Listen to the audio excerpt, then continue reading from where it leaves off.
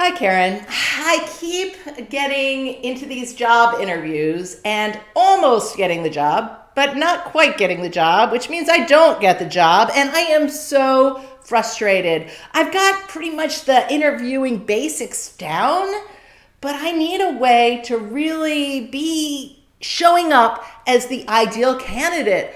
What else can I do? Asking for a friend.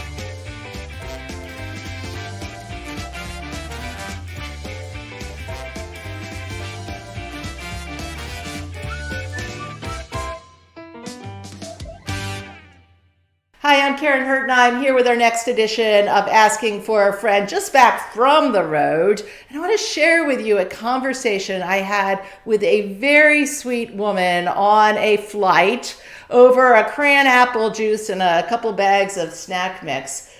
And she was sharing with me her frustration. She is an assistant teacher with a master's degree who cannot seem to land a full-time teaching gig. She's trying to keep things together so she can support herself and her 7-year-old son. She's having to waitress on the side, which is a tragedy, because she really is qualified to become a full-time teacher. And I was asking her about the interviews, what was going on in them. And she's like, well, I keep trying to think about what do they want and to position my answers to give them exactly what they want. So I look at the job description and I try to customize my experience exactly to that.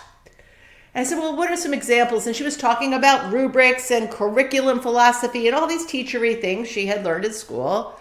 But it was very flat sounding. And then I asked her, why are you so passionate about wanting to be a teacher? And her face lit up and she had all kinds of energy and she said, oh, that's easy.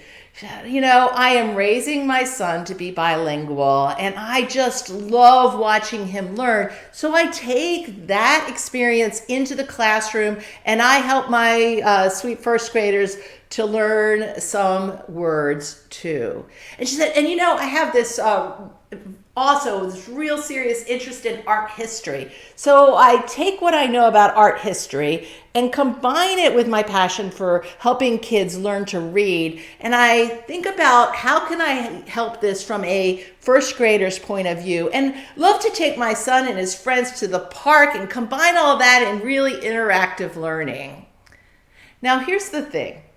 The person on the other end of that desk doing the interview, the person writing that job description, probably doesn't know that what they're looking for is a bilingual master's degree person with a passion for reading and art history and all of that until they see it.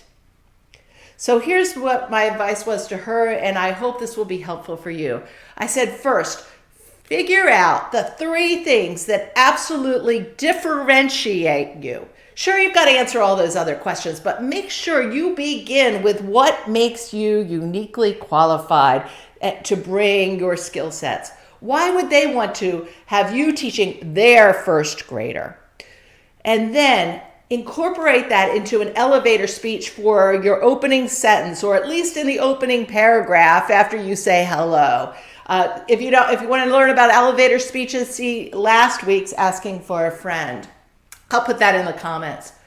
And then make sure that you can give examples of those 3 strengths with very specific activities and ideas of how you have incorporated that in that past. Not just theory, but how you show up in life with experiences and outcomes around those 3 areas.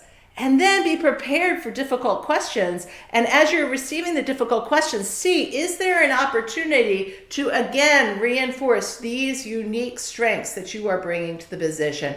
And then finally, close with a recap of why you are qualified for this particular role and why you are differentiated than other candidates that they may have.